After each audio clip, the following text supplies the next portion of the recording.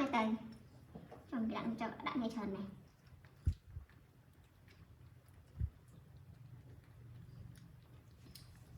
lắm cây phần này số mà nó tức ăn không thương mình con mà đọt đây này là nhem cháu ơi anh em xem mà chơi này quá à thì anh mày xong thì mình chọn mà nhầm này thường mệnh nhưng mà lại cái loại ăn về chắc nhầm phải chăn cây bà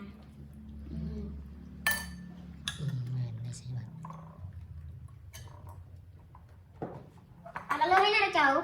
nó cho ăn nó lơ rồi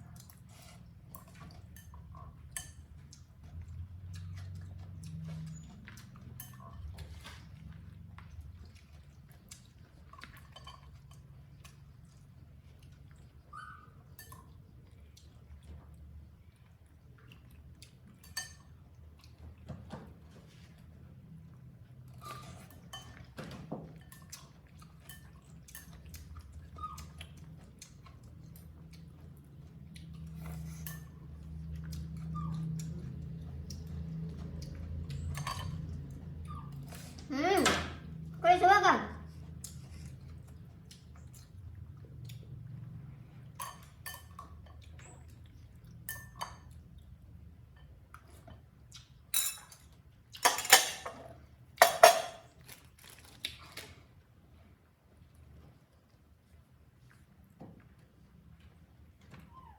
đây rồi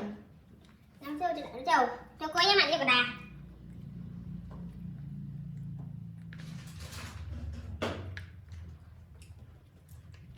chầu mọi người với tuần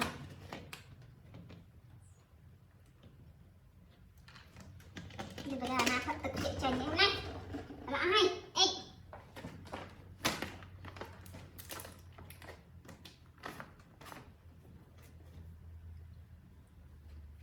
đây sang không cầm đây còn anh tăng nặng bạn bạn sẽ ở trên lùi mấy chị còn cho trăng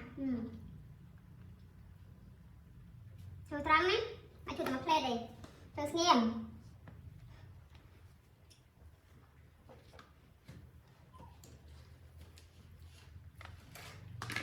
chớ xem cầm xem con xem nó lên nó học đập lên nó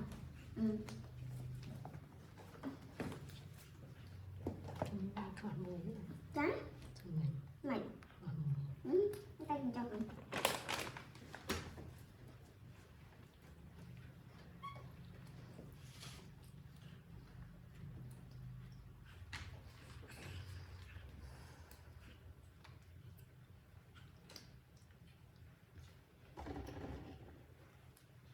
hãy chút không sao nhắm ấy đang việc bụng lo mà mình